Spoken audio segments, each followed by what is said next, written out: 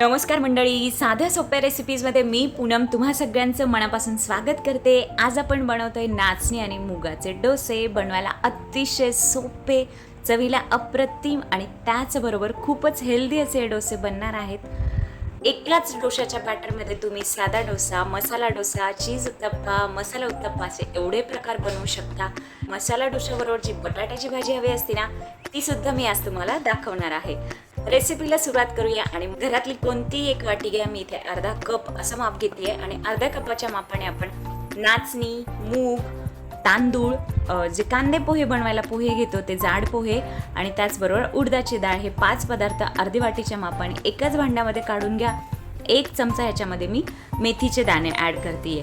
तर हे सगळं जे साहित्य आहे ते 3-4 पाण्याने स्वच्छ धुवून घ्या आणि नंतर भरपूर पाणी घालून आपण हे 6 ते 8 तासासाठी भिजत घालणार आहोत।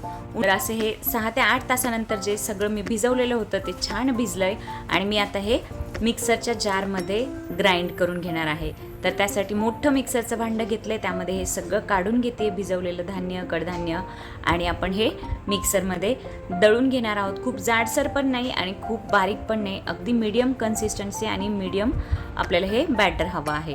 तर मी भांड्यामध्ये काढून घेतले आणि त्यामध्ये पाव चमचा मीठ घालून हाताने छान मिक्स करते। ही प्रोसेस केल्यामुळे मला असं वाटतं की पीठ लवकर फर्मेंट होतं आणि छान फर्मेंट होतं। तर असं हे बॅटर मी रात्रभर फर्मेंट करायला ठेवलं होतं। तुम्ही 6 ते 8 तासासाठी भिजत घातलं ना, फर्मेंट करत ठेवलं ना, तरी सुद्धा छान फुगतं हे पीठ।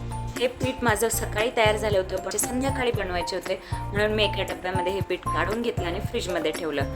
तुम्ही जर वर्किंग वुमन असाल किंवा गृहिणी जरी असाल, तुमच्याकडे जर मील प्लॅनिंग हा तुम्ही पर्याय निवडलेला असेल, तर तुमच्यासाठी हा बेस्ट ऑप्शन आहे।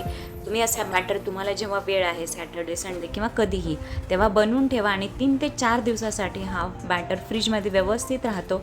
हवे तेव्हा आणि हव्या त्या प्रकारचे डोसे तुम्ही यापासून बनवू शकता। तुम्ही जर इडलीचं बॅटर घरी बनवत असाल तर तुमच्यासाठी ही प्रोसेस अगदी नॉर्मल आहे।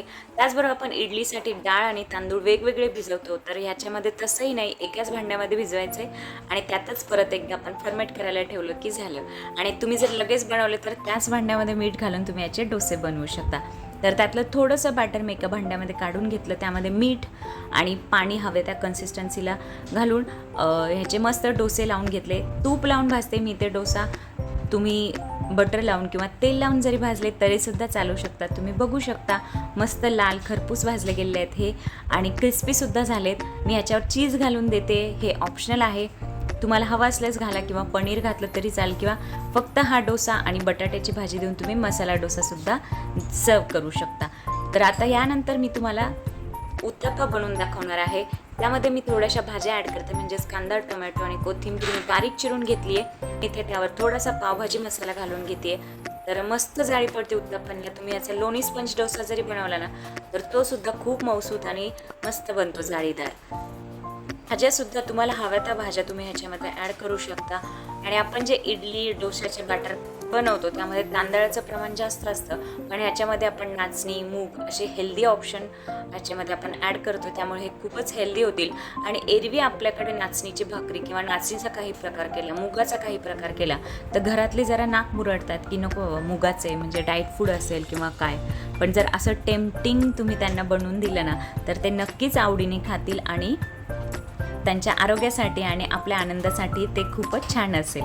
तर असा हा आपला यम्मी उत्तप्पा सुद्धा तयार आहे आणि मी ते तुम्हाला आता मसाला डोसा सर्व करून दाखवलेला आहे। तर मस्त जाळीदार आणि क्रिस्पी बनला आहे हा डोसासुद्धा। तर ही जी बटाट्याची भाजी आहे ती कशी बनवायची ती पाहूयात।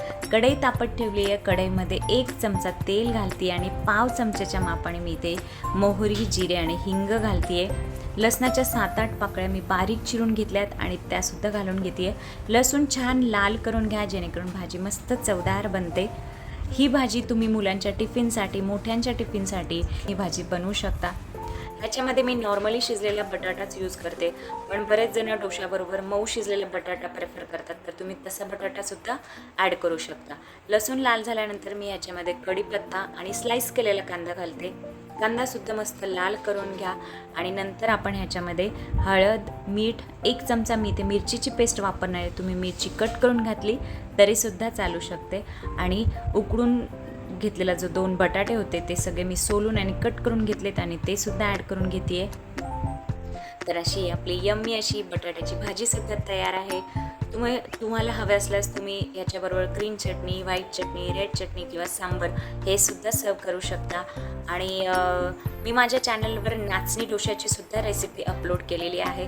तर चॅनलला व्हिजिट करा आणि नाचणी डोशाची रेसिपीसुद्धा बघा. तीसुद्धा खूप हेल्दी आणि झटपट बनणारी अशीच रेसिपी आहे.